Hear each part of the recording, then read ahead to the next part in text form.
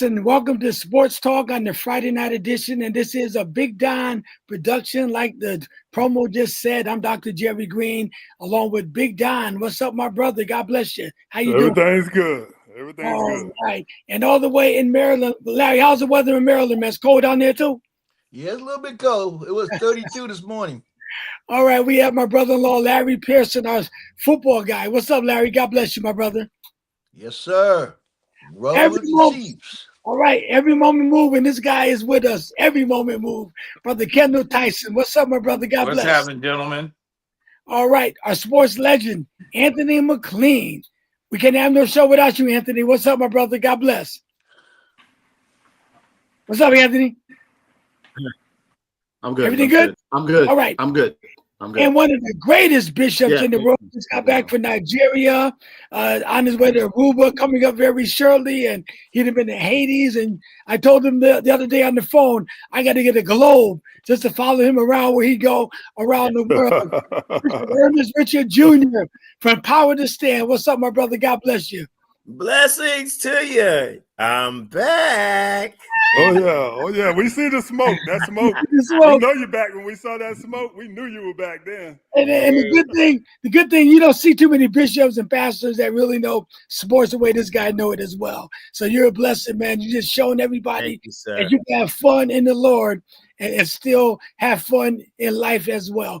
So we're gonna get started. I know an hour go by real fast, and we got our brother Larry going to start us off with our football topics. What's up, Larry? God bless you, man. Go ahead, do your thing. God bless you.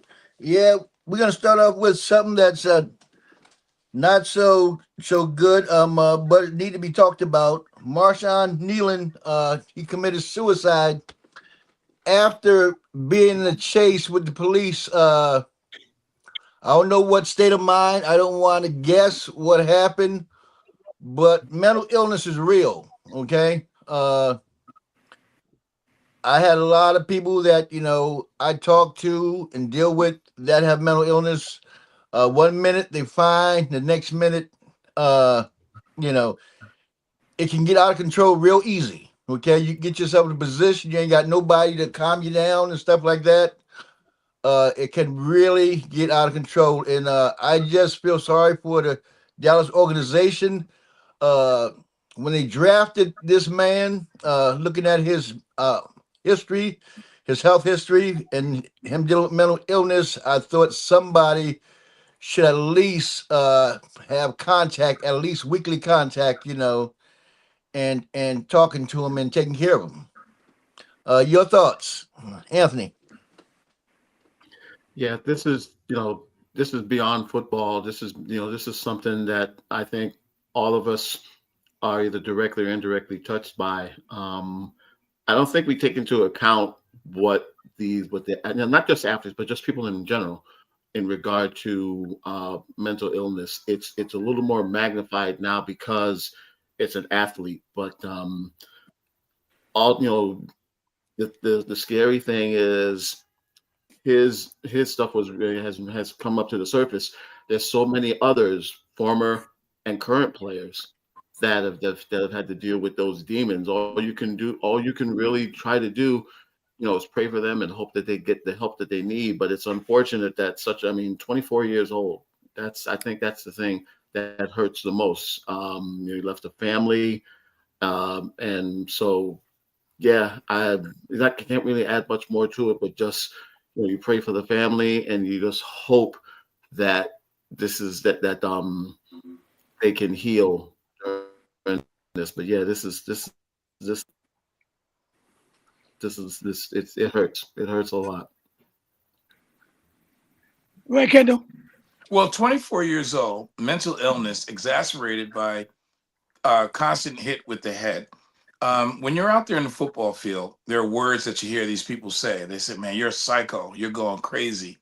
And if you've really been told that because you suffered from mental health issues that obviously were in the past, the reason why we know that is because the girlfriend literally told them that this is it for him. He called up and said that he was checking out. It was just a routine traffic stop. Then he's on a chase. Then he crashes the car.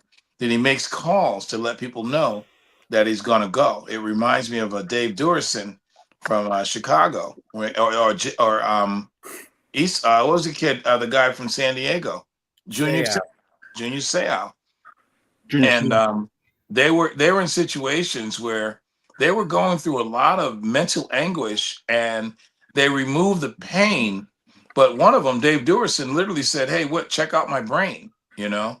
And then you're constantly using your head to hit one another, you know what I mean? And then as men, we're taught not to ask for help. It starts really early. And literally a kid hits us, you know, they say, "Hey man, you're not supposed to cry." We're not supposed to cry, and we don't cry out.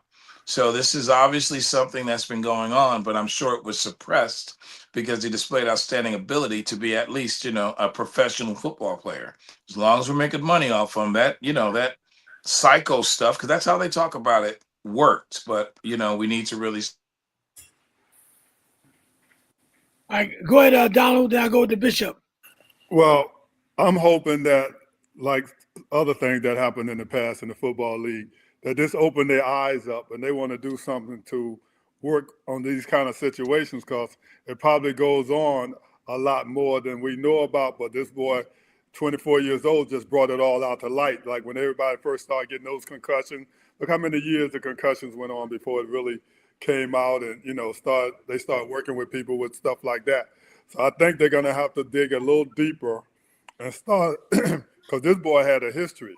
So it was no reason not to find out anything about his history. And maybe if he had the right kind of help, this could have been avoided. So I'm just hoping that the league look into this more deeper and look around the league and see is there more need to be done. Go ahead, Bishop. Give us your thoughts on the passing, the tragic passing. First and foremost, to the Nealon family, our condolences. To the Dallas Cowboys, of course, Jerry Jones and company. And let me go from this perspective. Even in the bishopric, our prelate, Bishop Faraja Jacob Fela, often tells us every 2 years we need to have what's called a mental checkup, because there are huge amounts of stresses that you deal with. And Marshawn, in this particular case, dealing with the success, meaning the money and the pressures that people put on him, not to mention, you already said it, his background and things that he came through from the time he was a teenager up to this present point in time.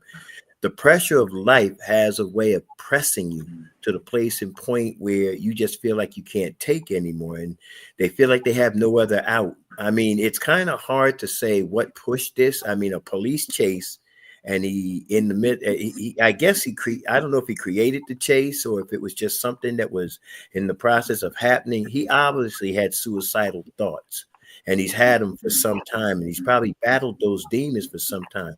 The problem here is with the NFL, they need an outside medical team that deals with mental illnesses and mental issues, because listen, mental illness is real. It's very real. We had, and I don't want to take away from what Nealon is going through. I know of 2 pastors that have committed preachers. We're talking about preachers of the gospel committed suicide. So, you know, and even with you guys, I know, you know, I say this in jest, but because of the seriousness of the moment, if I notice a change in one of you guys, I want to know what's going on. Because the last thing I want to hear is one of you commit. You're not going to do it, but you know what I'm saying. Yeah. So his friends and family should have paid attention to the change and the shifts and the patterns that he was going through, because he left telltale signs. Nobody paid attention. So all we can do is say from this point on, I pray that somebody takes it upon themselves to create something for these players, because remember, they're young men between ages 19 up to whatever age it is till they retire. There's a lot in life that they didn't know that they had to learn like on a moment's notice. And that by itself is a lot of pressure. Amen. Now, you know, just I already told my kids and people that surround me, if you see any behavior changes within me, all right, let me know. If I start going through changes and that is out of the norm, and you know it's out of the norm, then let me know. I mean, you know, a friend will let you know. But I got a question for Larry, Anthony, all y'all. But Larry, you played football, Anthony and Kendall. how difficult is football as a sport? Because even Aaron Hernandez, guys like him that went on and killed a couple of people that allegedly like that. But how serious is the head trauma in football, Larry, playing that game, man? Because like Kendall said, you guys sometimes they lead up with their heads. And I never got my head banged, so I don't know what it's like for somebody to bang me in my head. But what is it like, Larry? And what kind of toll that can that take on somebody that's trying to play the sport? If you really intensify by football, back when we was playing, the things about concussions and stuff like that, if you got a little, your head started spinning stuff, we would still play because there was the knowledge wasn't there and the education wasn't there. You hit as hard as you can. You know what I'm saying? And sometimes you lead with the head. And they thought back then lead with the head was the way to hurt somebody. You know what I'm saying? And you want to put as much pain on the other player as possible. So sometimes you want to stick them in the rib with the helmet, and and that's the way they played because they wasn't educated back then. They didn't have the knowledge, and they thought football was just I take you out, you take me out. But you're still leading with your head, though, right? I mean, if you hit him in the face, whatever, it's still that head. All right, go ahead, Anthony. Give me your opinion on that. I worked for a minor league football team a few years back, and one of the players really broke it down to me, and you got to really think about it. In this day and age now, if you're playing Pee Wee, you're playing, say, maybe 2-3 years. Then you got 4 years of playing in the high school era. And then if you're lucky enough, you play 4 years, 3 or 4 years in the colleges. By the time you get the opportunity to play professionally, your body's been beaten for almost over a decade. And then if you're able to play, 15, 20 years, it takes its toll. And again, this is just the physical.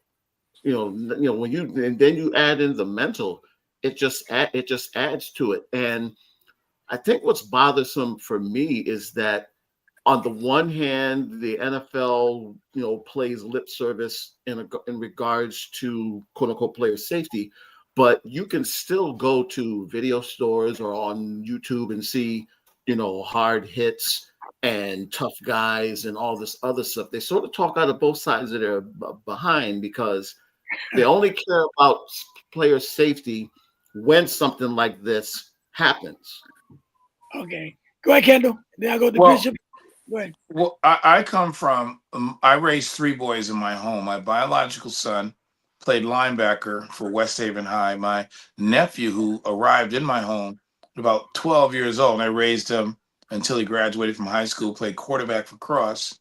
And my stepson started every single game his 4-year career at Cross. So what happened during that time, I'm going to give you an example for my nephew. My nephew played for Cross, literally scored 16 unanswered points a couple years back as a junior to beat Cross in the Hill House Thanksgiving game. The next year, literally, I'm going back and forth to Cross High School, and I was going in there so many times. I started counting. I went to Cross High School 42 times to get him to try to get into class because what had happened, because he scored those 16 unanswered points, down by 14 in the fourth quarter, 16 unanswered points, they gave him a lot of freedom. They were letting him cut class. And that's what happens on that level. When these athletes get hurt, their concern is appeasing the athlete and not really dealing with them on a medical situation. A lot of the young men know that. I got to a point with my nephew that he was like missing so much class. I used to literally take his desk and put it on the field and Cross and tell him, you can't even start. I never took him off the football team, but he was not able to start practice. And he was a starting quarterback. Daniel Brown was a starting quarterback. And then finally, I had a teacher by the name of Miss Rod who came to me and literally would meet him at his last period class, bring him to the room, let him do his homework, and then let him out. And I saw how kids are getting hit. I have a couple of them that are truck drivers with me right now, helping them in life. And they're just given a pass for a lot of these different things. And I'm just thinking about this kid, 24 years old. Can you imagine? He's going through something, but this kid just blocked a punch and recovered a fumble on the football game Monday night. So around there, you got the rah-rah going on. He made an amazing play. And usually when they make the amazing plays, no one is listening to the pain they're in because you're an amazing player. And that right there was the correlation. I mean, that guy, what did he blocked a punt and recovered it in the end zone. And then he checks out. That means that guy is looking for help, but no one wants to talk about him getting any help. They want to talk about the fact that you recovered a fumble, you blocked a punt, which doesn't happen too often, and recovered a fumble in an end zone. And that has a lot to do with why these guys go through these changes. I deal with them. I actually teach a class on that Saturday mornings. I've been doing it for the last couple of years. All right. I'll be doing it this Saturday too. Go ahead, Bishop. Well, listening to you guys, and you guys know my story, I played Pop Warner, and I played 2 practices. They used me as a receiver, and they gave me this play, 80 over the middle. And you guys already know what 80 over the middle is. Yeah. I went over the middle and looked like the entire middle met me in the middle. And I said, that's all. I'm done. I'm finished. That impact alone told me I was not cut out for football. Right. Should have went for badminton or something, but oh well. Anyway, the truth of the matter is, just knowing, and I do know of a couple of, and we're saying from the high school / college level students that have dealt with, things like concussions, a strained cerebrium or bruised cerebellum, spinal injuries, and things of that nature. It's not just pressure on the individual, it's really pressure on their family, because while they're, like you said, Kendall, doing all these great things and everybody's rah-rahing around them, nobody's looking at the little things. They start complaining about headaches. They start complaining about dizziness. They start complaining about sleepless nights, things of this nature. Somebody's got to open their eyes and see what's going on. And I guess we're at the point now. I know this is a sports talk show. We're not a medical team, but maybe we need to actually hold a seminar, a medical seminar, especially for athletes, specifically for athletes, to kind of see where they're going and what they're thinking. Because this, to me, it's troubling to know that this even happened. I caught wind of it, but I didn't pay close attention to it. I hate the fact that I didn't pay as much attention to it as I should have, because, that young man should still be here. He would have been an asset, especially to the Cowboys. Go ahead, Big Don. Well, one thing for sure, Pop Warner is where it started. When I got older, probably in my 20s, I used to ride by Gulf Street a lot, and I would see him over there playing. So finally, I started stopping and I was watching. And these young kids was playing like they was in high school already. Some of these kids was really great. They were very strong. Like you said, that headbutt and the whole thing. I was enjoying it, not knowing what I know today, of course. And I did that for a while. I used to just stop because it was free. You could stop and just go right over there and watch them play. You didn't have to play nothing. Those boys were playing their heart out. So you know what? That's where it actually got to start. Like with Bishop, Pop Warner, that's where it actually got to start. Because those boys go out there. I don't know if they still even doing it today. But I used to go out there and watch it. If they still playing like that, that's where it needs to start. All right, Brother Larry, we got another topic. That was a great discussion, you guys. And like the Bishop said, I agree with him. We send our condolences to his family and also to the Dallas Cowboys. Larry, you gonna talk about that game last night, man? Denver or what? Yes. The Denver versus they played the Raiders. Yeah, the Raiders. I mean, the Raiders, I think the Raiders won one game all year. Everybody scored on the Raiders, but it showed me one thing, Tell us. Denver's offense is not what everybody thinks, okay? They got hot a couple of times, came back on the Giants, but they're not a solid team. What they're going to do is Casey got to look at his blueprint, and they was exposed. I think Denver's quarterback, he had taken a step back. Everybody thought he was improving each year, but I think this year he has taken a step back. He threw 2 interceptions. He just wasn't in the flow. I think the Denver's offense got to get together, and they got to get together quick. One thing, they're 8-2, but 5 of the teams they beat were under 500. Go ahead, Don. I'm going to agree with Larry on this. When I watched the game last night, as far as I was concerned, they was a little exposed too when they go up against the big boys. But what we saw last night, that they struggled to get that 10 points. They struggled to get it. That didn't come easy for them. So yeah, I'm going to just go along with everything Larry said. I don't think Denver going to be in the mix like we thought they was going to be. I think everybody going to start exposing Denver now, because the only thing kept them alive, the only thing's going to keep them alive is definitely the defense. That defense was in there. They were sacking the quarterback. They did everything they supposed to do. But now we know you also need a little bit of help from your offense. But Don, can I ask you a question? Can I ask you a question before I go to the Bishop? Mm-hmm. Now, supposing they beat Kansas City, would you guys change that whole tune on that? I might, because then they're gonna have to look great to beat Kansas City. Then they had a real win on the thing. They would have a real one. They play like they did against the Raiders that beat Kansas City. If they beat Kansas City, that means their offense gonna be clicking.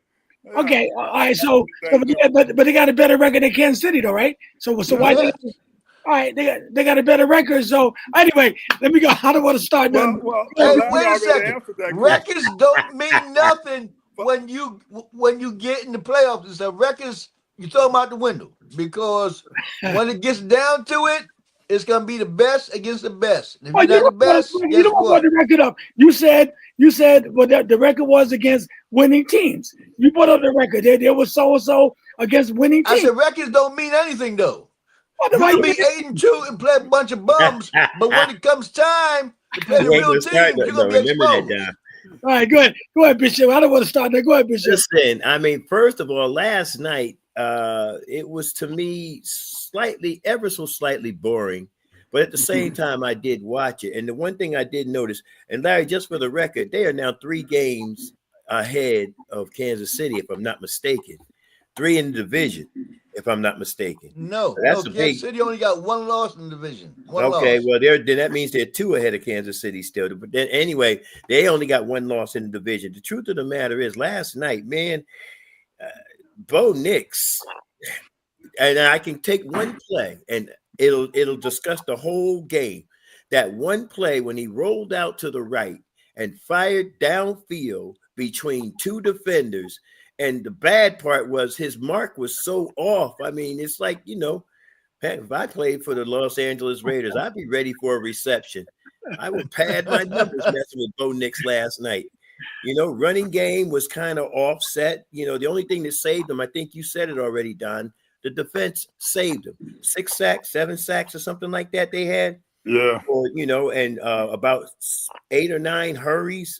Whole truth, bottom line is, they look good for now, but the season's still 6 games long, and it didn't happen. And they only gave us 7 points. Go ahead, Kendall. They only give us 7 points. I and also it allowed me to bite my tongue, because the Sports Center before this, I literally said that I thought that Bo Nix was an incredible quarterback, and I compared him to Dak Prescott. Now I'm going to compare him to Dak Prescott in another way, in which he played. I mean, this guy literally looked like he was like a fish out of water. He reminded me of that. He's a Hall of Fame quarterback. They traded him for Drew Brees. Does anyone know who we're talking about in San Diego? Yes. Phillip Rivers. Yeah. No. He reminded me of Phillip Rivers. Phillip Rivers, yes. Will give you glimmers of brilliance. Then all of a sudden, nothing when it matters. It's like and guess what? Phillip Rivers will be in the Hall of Fame when it comes up. His numbers are Hall of Fame numbers, but when it comes to winning, do you think of Phillip Rivers winning any playoff games? He didn't win any of the big games, didn't do anything. He just amassed a lot of scores, had a lot of kids, and that's just that. So Bo Nix just really looked, I don't know, I was just surprised. He seemed a little inept, and I still think Kansas City versus Philadelphia, staying there in the Super Bowl. Hey, you got to throw Kirk Cousins in that mix too, Kendall. Looks great regular season. Playoffs come. He just rips, shreds. Go ahead, Anthony. Don't forget Sam Donald, then, Bishop. And you know what? We gotta wait for this year. I can almost agree with you, but let's wait and see what happens in the playoffs. Does the Sam Darnold of last year show up again this year in the playoffs? Then I'll be convinced that Sam Darnold is a flyby. Regular season, great guy, but playoff time, you better get another quarterback. And if you have a great playoff series, are you guys gonna wish you had him back? Go ahead, Anthony, man. Let me go, Anthony, Don. Go ahead, Anthony. Cheap shots fired. Just real quick, I mean, both Knicks basically this Sunday took 4 steps forward and he took 44 steps back last night. It's and that's going to be their Achilles heel. You can only win so many 10-7. What was the score with the Jet game? I think what was it, like a 13-11 or something like that? 13-11. But they still won though. Yeah, but barely. In the long run, you're not going to be able to win like that. I mean, even those great defensive teams like the '85 Bears and the 2000 Ravens, they were able to at least muster up 17, 20 points. Don't forget the 72 Dolphins. Yeah. You have to, until let's put it this way, they definitely have the advantage right now. We're going to know everything we need to know about them when the Chiefs come into town next week. So we'll know more. Okay. Go ahead, Larry. Give me your next topic, bro.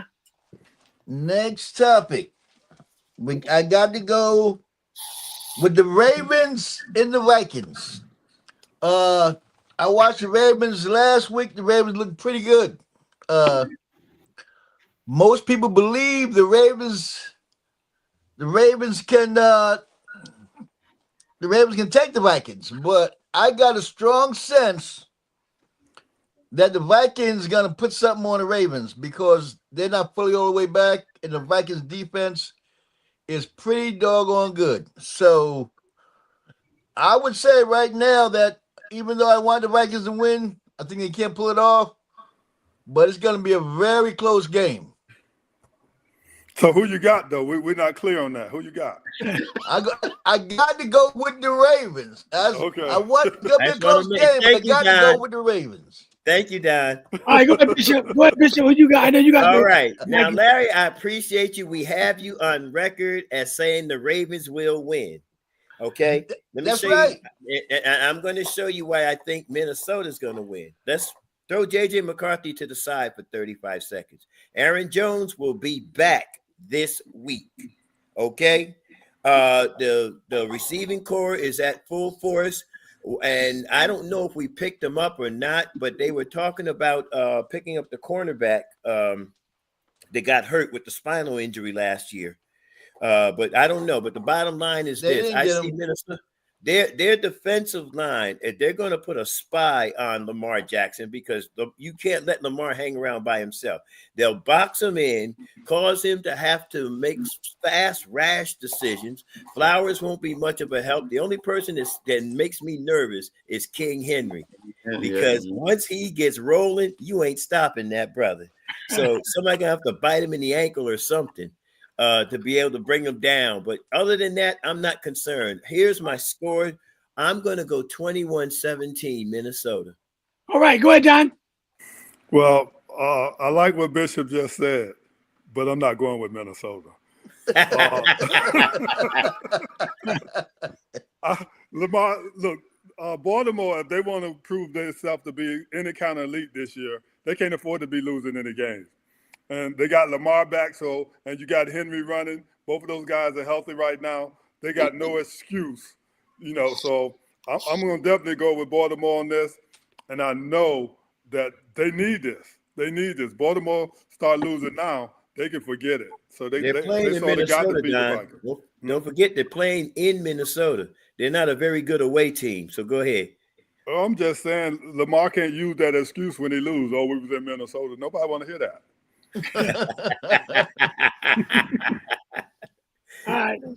Ken, did I get you already? No, Lamar should be well rested. JJ McCarthy's back. It's really interesting that based on their records, it's really not an interesting game. I mean, we're looking to see certain things. But if this were last year, this would have been a huge game. It would have been for, playoff positioning and all that sort of stuff there. So far, there are two teams going nowhere. So I just think that Baltimore is getting nowhere quicker than Minnesota. So I'm going to go with Baltimore, doing nothing against a nowhere team. I don't think either one of them are primed for the playoffs. Lamar's back. I mean, he could probably make that run and get there. He's back. So you got to go with Lamar. But you can't discount J.J. McCarthy the way he played last week. And it's very interesting that this year, this is one of the least interested games because the big game this week is New England versus Tampa Bay. And that was huge when Tom Brady played for Tampa Bay, or New England. But I'm not interested in this game too much. Wow. I got you ready, Anthony? No. This was the toughest game to pick for me. I'll go with the Ravens strictly because I think King Henry's just going to go off on them. I just get that feeling he's, I think they're going to be so hyped to try and stop Lamar. I think they're going to overlook King Henry. All right. Let me put one comment in there before you move forward. And I want to make you aware of this. Anthony, I have a high level of respect for you for your outlook and your analysis for sports. But Minnesota is ranked 7th in stopping the rush. Yep. Stopping the run. That's the Bishop talking. That's the one that preached. They were ranked 5th, but they're now ranked 7th. Now you didn't know that, did you? That's the Bishop talking. All right, the one that preached on Sunday morning. All right, but listen, Bishop, I'm with you on this game. I'm going because I watched it when they played Detroit and they put a whooping on Detroit. All right, and they played at home. Baltimore, Lamar might be back. So what? He's back. All right, I just think Minnesota. I got Minnesota 24-21. Minnesota. All right, 24-21. Y'all write it. Somebody write it down for me. Write it down, Larry. I'm sending you a ticket now, Jerry. You can ride the ship this week. The rest of them are going to stand on the dock, sitting on the dock in the bay. Hey, no smoke next week. No smoke 24-21. 24-21. That's my score. 24-21. All right. Hold up, y'all. Hold up. We got to knock this out real fast. Season's greetings from Big Don Productions and Kingdom Media International proudly presents the Jerry Green's Gospel Showcase and Christmas Toy Drive 2025, Saturday, December 20th at the Music Back Then Performing Theater, 221 Bull Hill Lane, West Haven, Connecticut. Performing that evening will be Jamila Douglas, Blessings, Calvin Cooper, Dre the Voice, Lisa Bellamy, Rock Tabernacle Male Chorus, comedian Dr. Irma Something Else. Featured guest group will be the legendary Tyrese Hall and the Golden Stars. Doors open at 5:30 p.m. and show starts at 6 p.m. sharp.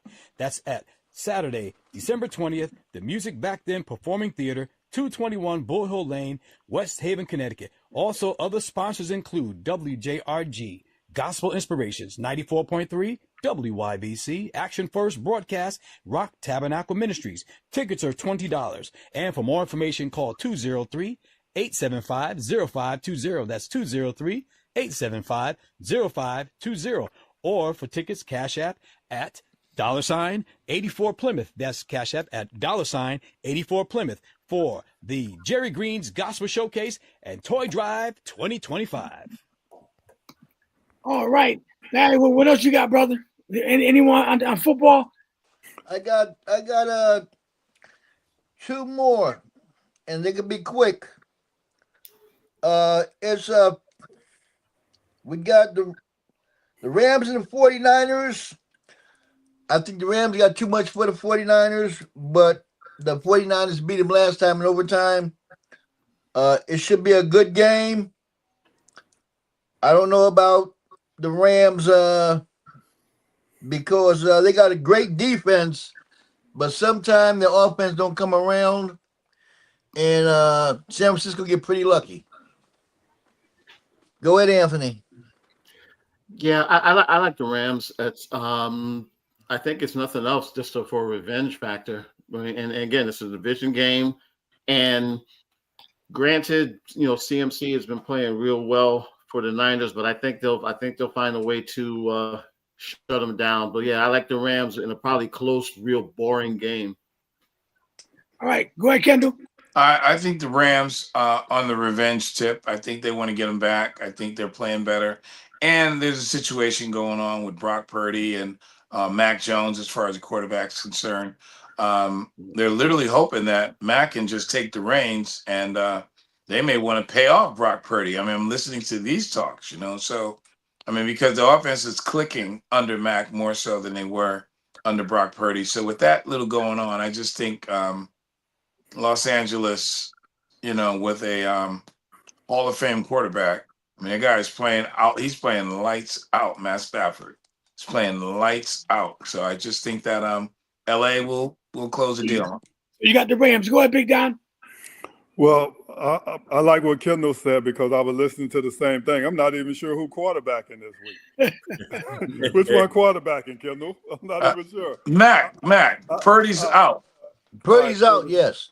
All right. So yeah, no, I prefer Purdy over him, even though he's been playing a little better. But I can't go. I love the 49ers, but I can't go with them because they go through too many quarterbacks for me. The trust. Bishop, is that you, Bishop? Yeah, I'm not surprised Don ditched his team to go with the Rams, but we're gonna let that go. Well, he did. He ditched his team, just put him right in the ditch. Well, he's right. I'll dish him in I'll dish him in a minute when they ain't acting right. But listen, I don't see any reason why the Rams shouldn't win this one. But keep in mind, the last time they played the 49ers, they kind of gave that game away. They didn't. I don't think they lost it. I think they just gave it away. So I don't know if the revenge factor is going to be in there. They have a shot at winning the division. They're in a good position to do it. And here's where it all starts, because the team for them to beat has been the 49ers. So if they don't get it done this Sunday, well, I don't know what to say. And then I'm going to write the owner of the 49ers and tell him that Don ditched them, so don't invite them back. They happen because every time I dish them, they win. This one might backfire on they you. win. I go with them, they lose. So I love happy to hear that. I love you guys got your own little. You guys fire shots at each other every now and then. Well, listen, it's all in fun. It's all in fun. You got a sports, Anthony? You got a sports report? Do you got a sports report? Me and Kendall were going to split it up. Ken, you're going to do the NBA, NHL? Am I correct? Yes, sir. All right, Don. Okay, Don. It's okay, right? Yeah. Let them go with it because I want to hear about me and Joe Green anyway. What's going on with that? But anyway, Larry got one more topic. Then we'll go with that. Go on, Larry. Yeah, the last one. The Packers are playing Philadelphia. Whoa. Ever since they got Parson, people been pushing the Packers as being the team, but sometimes Love is not showing up. He's not proving himself as a great quarterback. Sometimes he get hot, but I think Philadelphia going to take him to the woodshed, and they're going to be too physical, and the Packers going to show that they are a pretender. But Larry, were they playing at Green Bay or Philly? Philly. You're not sure they're playing in Philly? So somebody said Philly. Who said Philly? Philly. They playing in Philly? They're playing in Philly. Philly gonna win. They're gonna take them to the woodshed, and they're gonna show that they are a pretender. Go ahead, down. Start with that Philly and the Green Bay. Who, me? Yeah, you. Go ahead. Oh yeah, well, definitely, I have to agree with Larry. Green Bay is a pretender. They started out at the beginning of the year. Everybody said they had the team and they were gonna win. And I'm a big Jordan Love fan, but they're pretenders. I have to go along with Larry. They're just pretending, and ain't no way they're gonna probably beat the Eagles right now, because the Eagles, even though they're having some trouble in the locker room, they still putting it all together. Seem more like Green Bay is falling apart. All right, Bishop, it's on you, baby. Well, you already know I need a loss from Green Bay. They're just babysitting first place for us till we get there. So, and then they're playing like Larry just said a few minutes ago, and I don't think you caught it, Jerry. He said Philadelphia going to take them to the woodshed and beat them like they stole something. I'm going with Philly on this one because it's in Philly. All right, Kendall, every moment move. Go ahead, brother. I was actually looking at the basketball scores. What were we talking about? I'm looking at basketball scores. I'm sorry. Green Bay. Come on now. Green Bay isn't showing me too much this year. You know, I thought they'd be better. You always been an ego man now. Don't you come on now? You always been an ego man. I thought they'd be better. So, I just think Philadelphia is pretty much going to be in the Super Bowl. So I'm Philadelphia in the NFC and Kansas City in the AFC. And for the first time in the history of Sports Center, Sports Talk, I am not jumping up the bandwagon. I'm a bandwagon jumper in recovery. You still got time, Kendall. You still got time. Hey, listen, Jerry, by week 14, Kendall will be selling that piano. You see in the background? Kendall will be selling his piano to get a ticket on the winning team. Come on, sports legend Anthony. Come on. Who you got, Philly or Green Bay? I got a Philly. I mean, for Christ's sakes, my team went into Green Bay and won last week. So think about that. Yeah. Think about that. I said, Green Bay's not showing me anything this year. Think about that. Hey, I got a question for Donald. Donald, you know what city? Now, you and I were together for years. What city was I born in? You remember? Philly. Philly. That's all you heard. I was born in Philly. Yeah. So I'm going with Philly, all right? Yeah. All right. Now, but Jerry, I commend you. Finally, you got on a side for a change. Now, listen, Don, this is going on record. Jerry finally picked a team for real this time. Hey, you notice how he leaned in the camera? I'm going with Philly. I was born in the city of brotherly love. All right, 1955. All right, Anthony and Kendall, y'all do your sports report, man. Go ahead. Wait to start. Oh, well, just a couple of football notes. On the heels of that Raiders game last night, the Raiders fired the special teams coordinator, Tom McMahon, and he'll now be replaced by Darius Swinton. So he'll be the one to blame next week when they don't score 10 points again. One other football note, and we sort of knew that this was going to happen.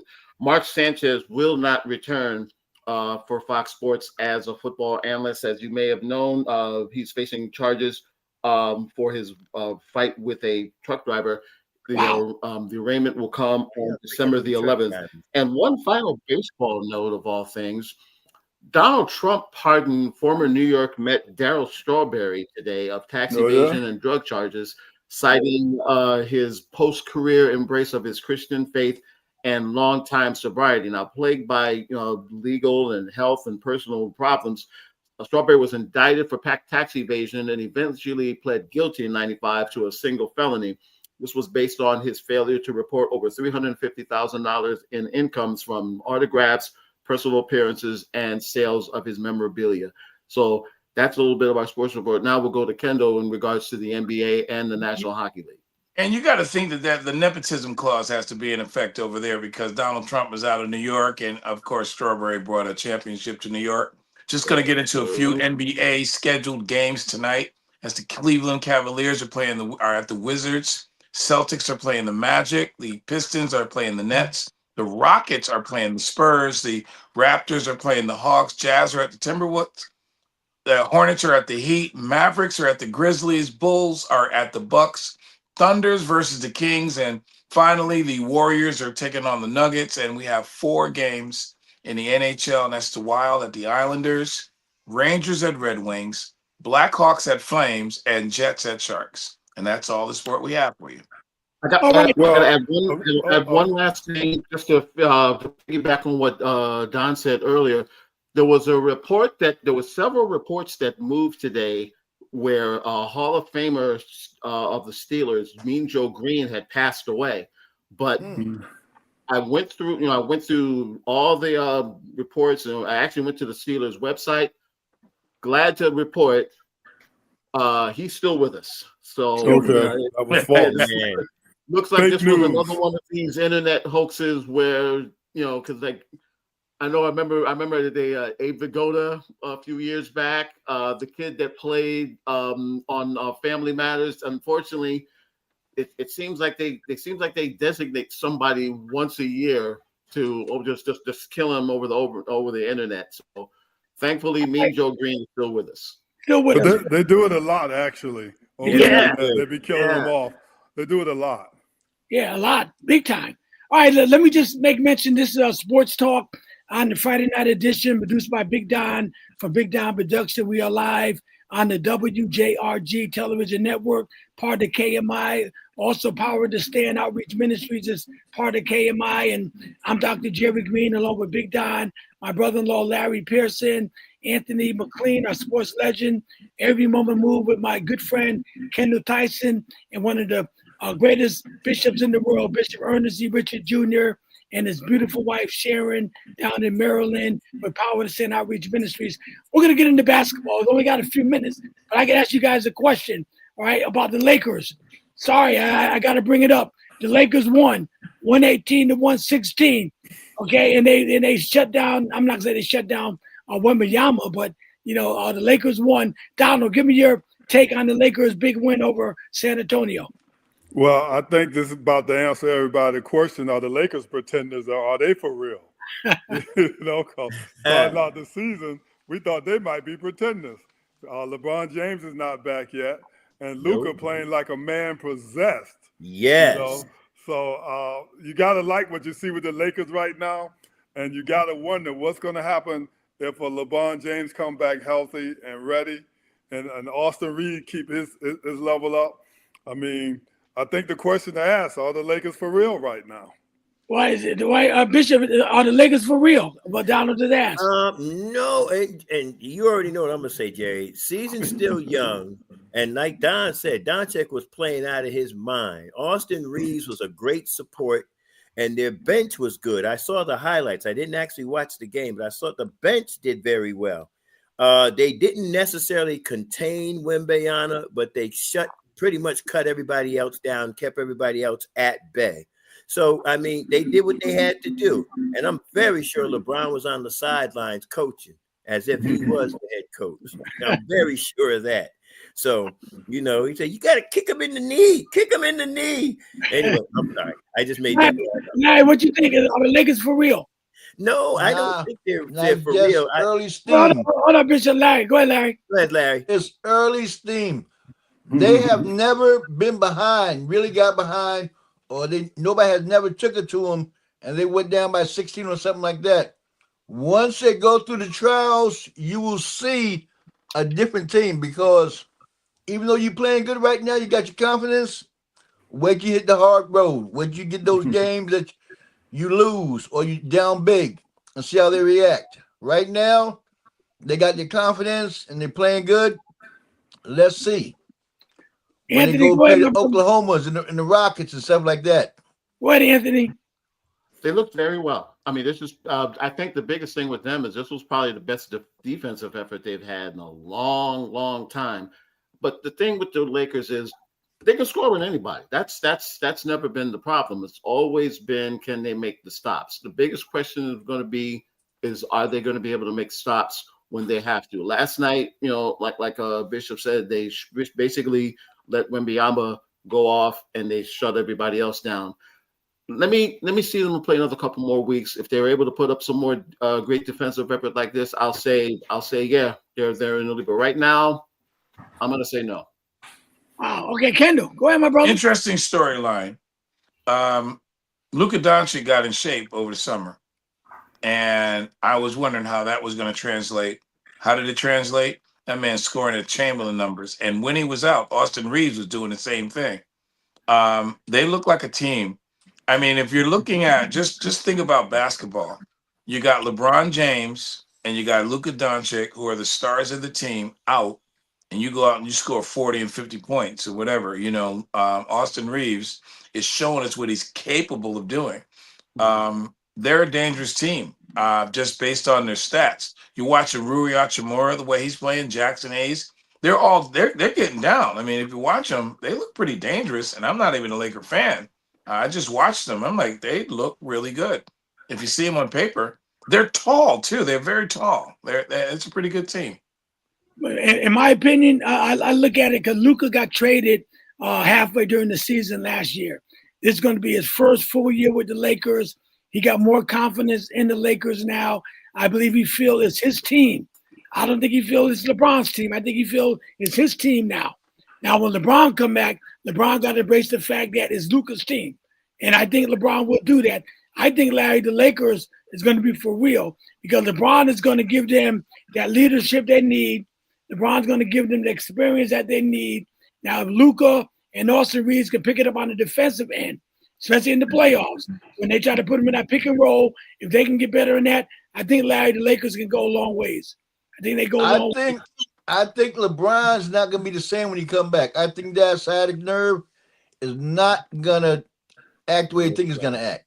Okay. Well, let me say this, Jerry, in all seriousness.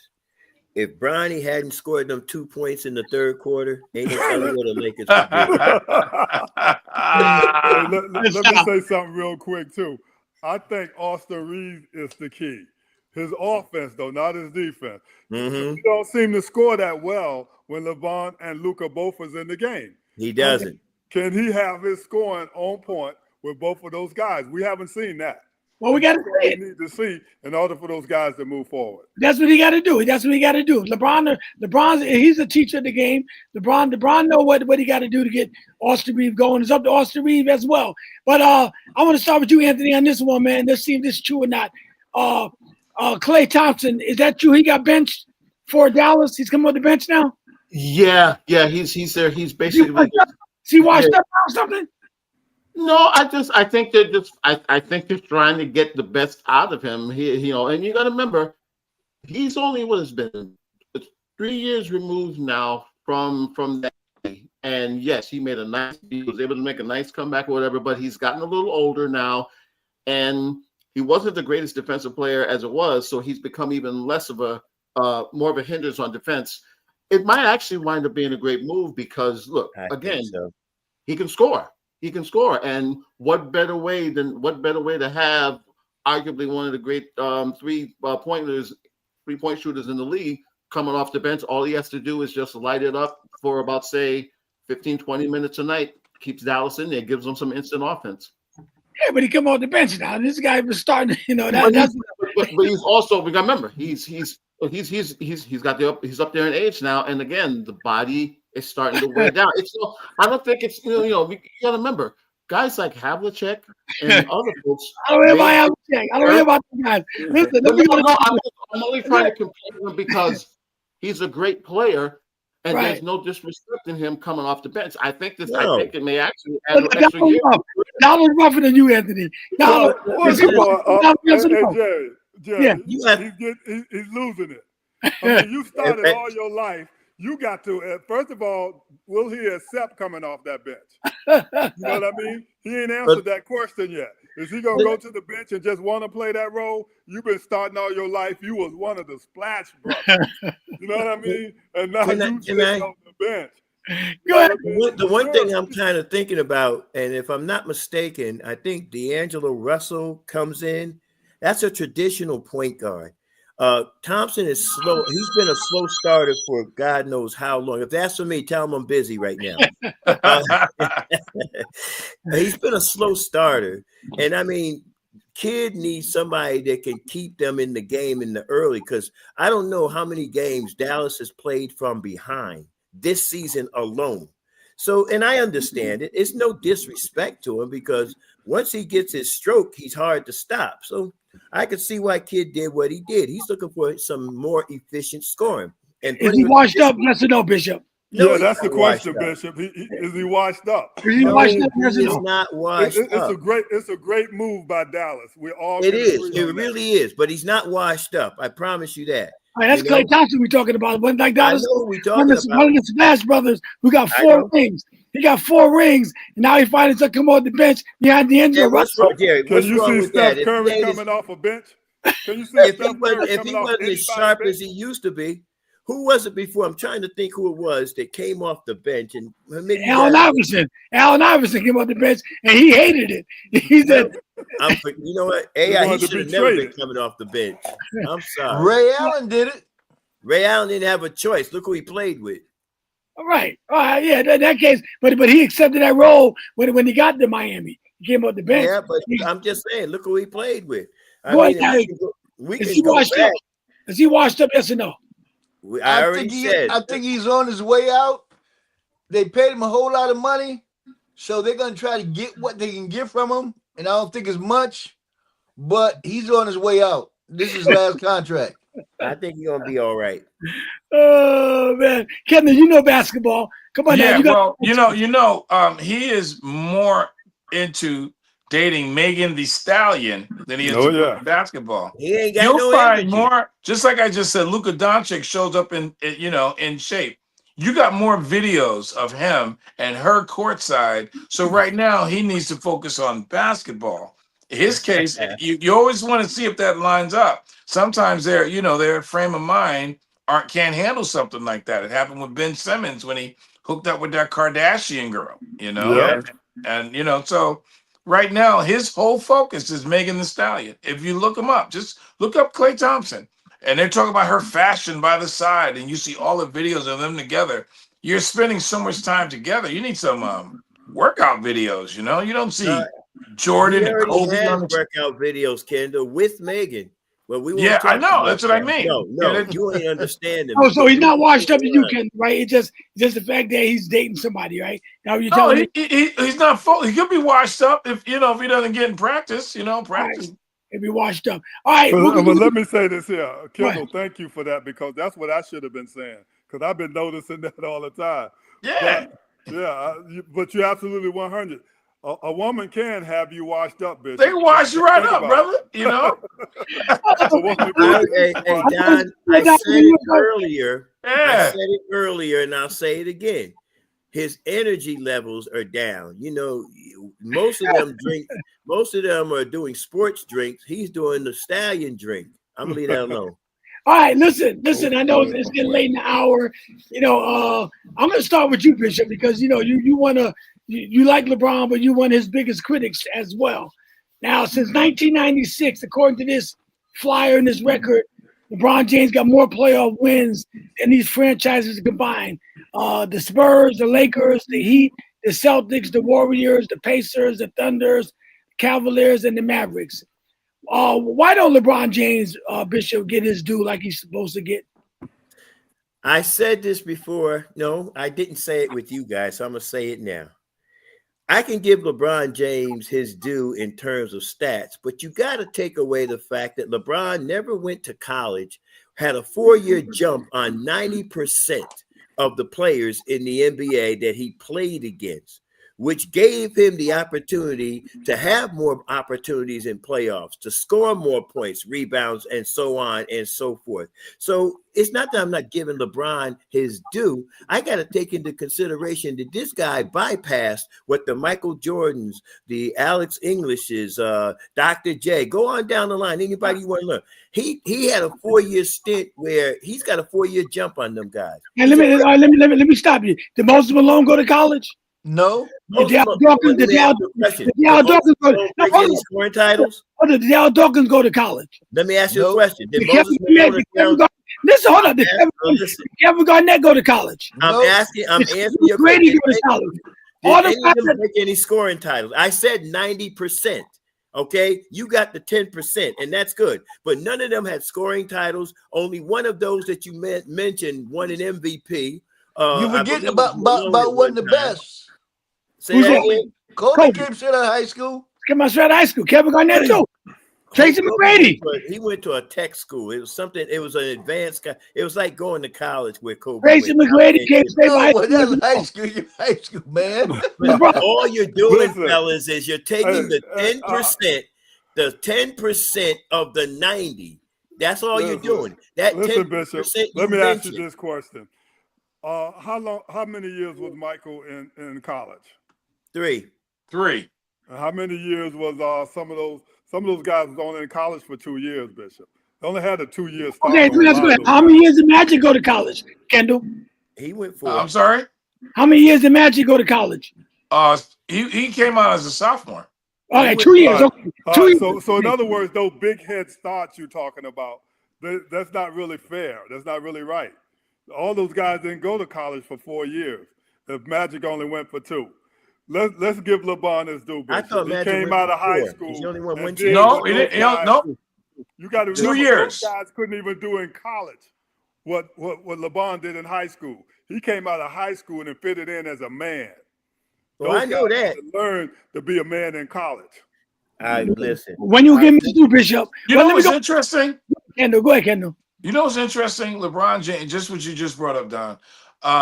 First of all, I'm not going to drink the LeBron James haterade because he did what you would do if you're going to be one of the best. I mean, because LeBron James has outscored everyone that's ever played the game, and he's the only person to ever have 10,000 rebounds and 10,000 assists, and they're approaching like 15,000.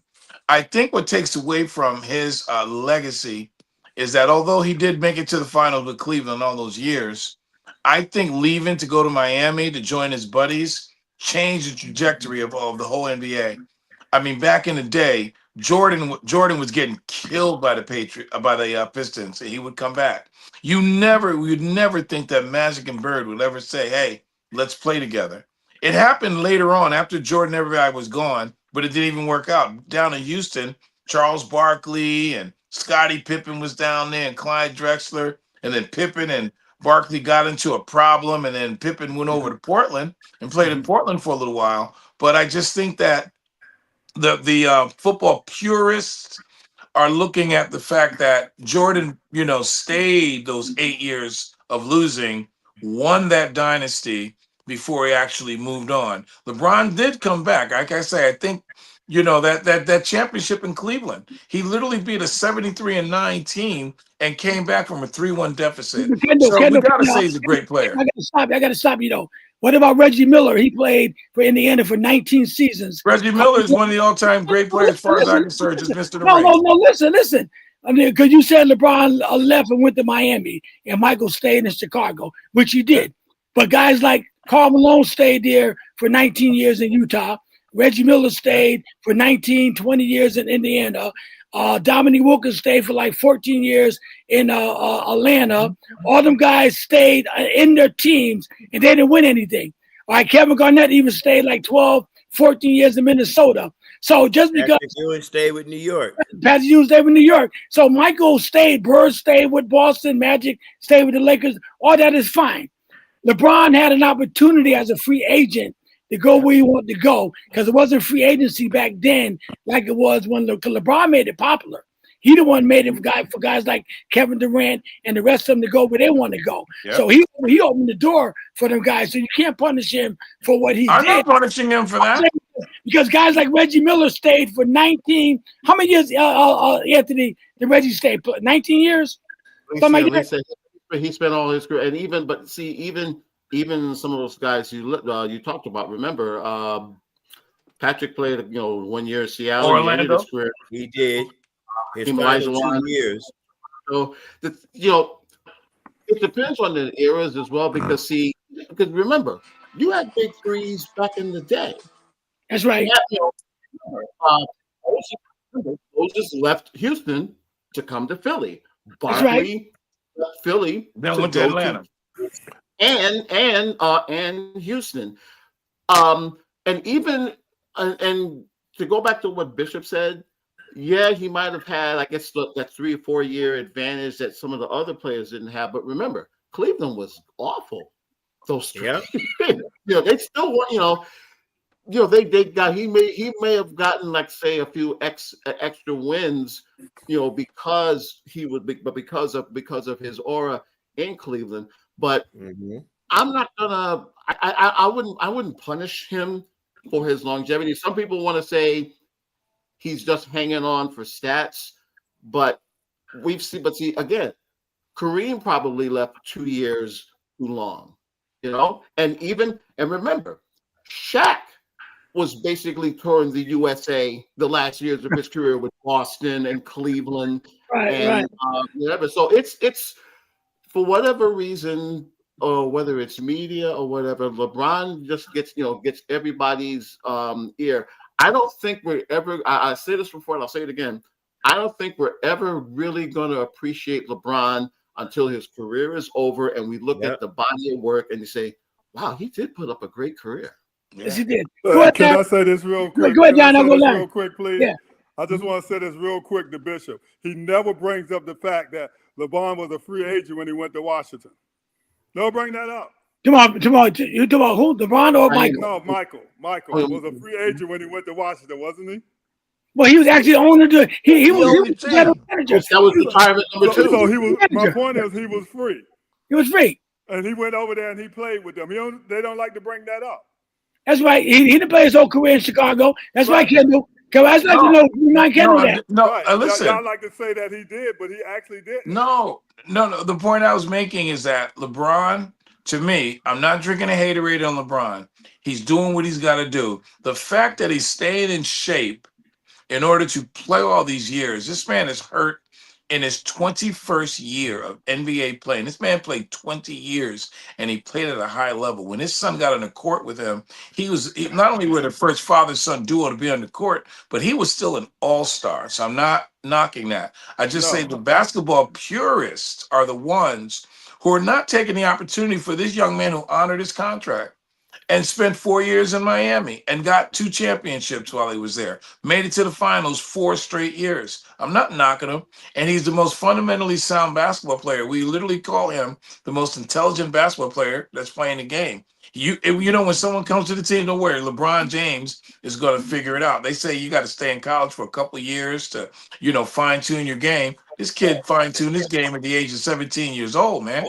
So I'm not knocking him at all. Michael Jordan is my favorite player. Kendall, we're talking about Michael Jordan in Washington. Michael Jordan. Michael Jordan.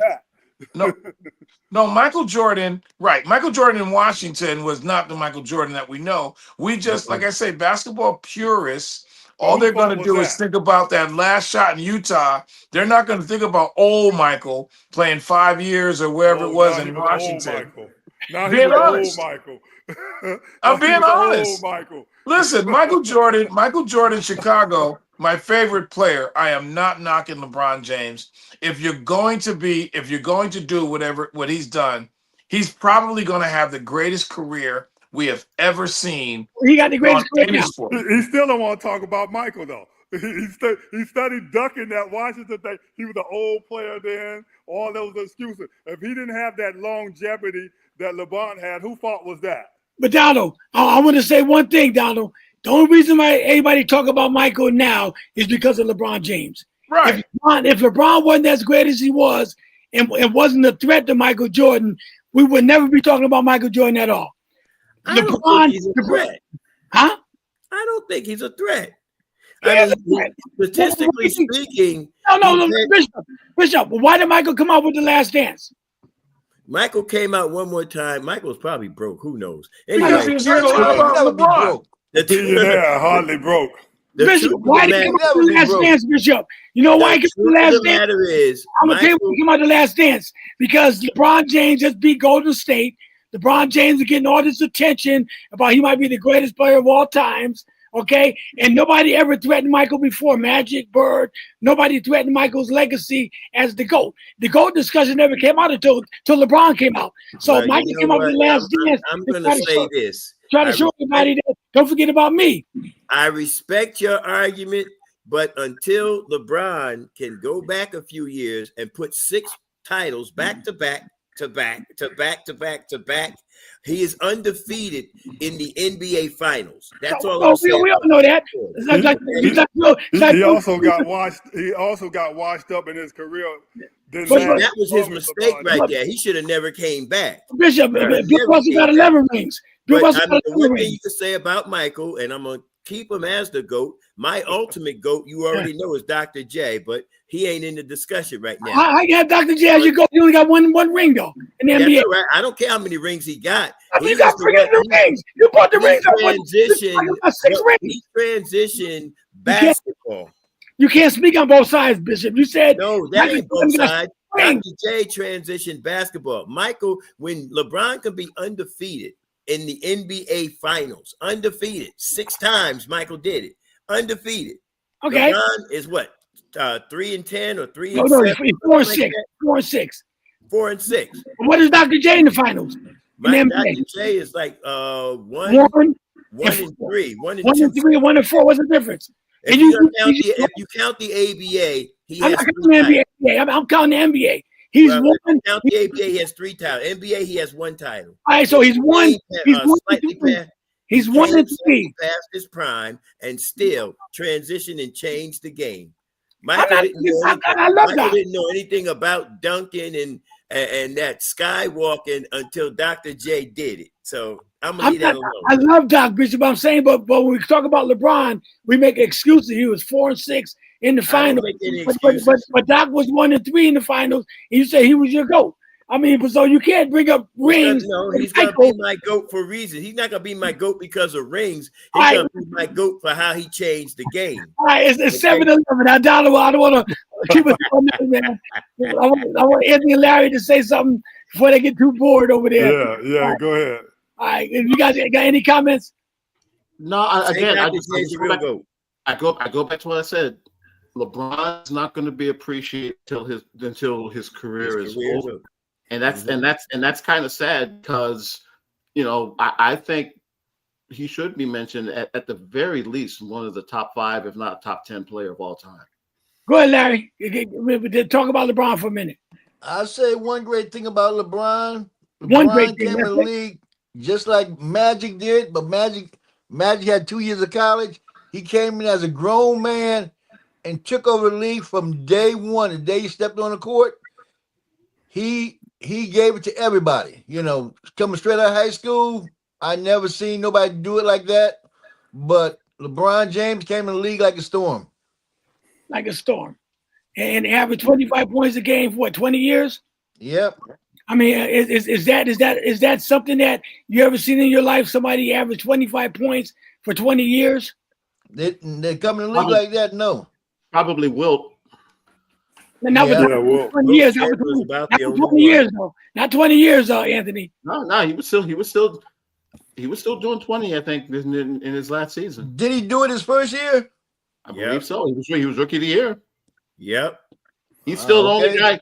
He's still the only guy player to score 100 points in a single game. He is. But I'm going to defend LeBron on one thing, and I'm going to let you guys go. Yes, Michael was 6-0 in the finals and 2 3-peats. You can't take that away from him. That's written in stone, and that's royalty. But LeBron James broke a record that stood for 40 years. He broke that record that everybody had a chance to break, and they couldn't do it. He's the all-time leading scorer.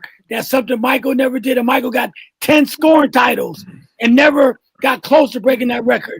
That's how good LeBron James is. And he wasn't known to be a scorer. So you got to give him that due as well.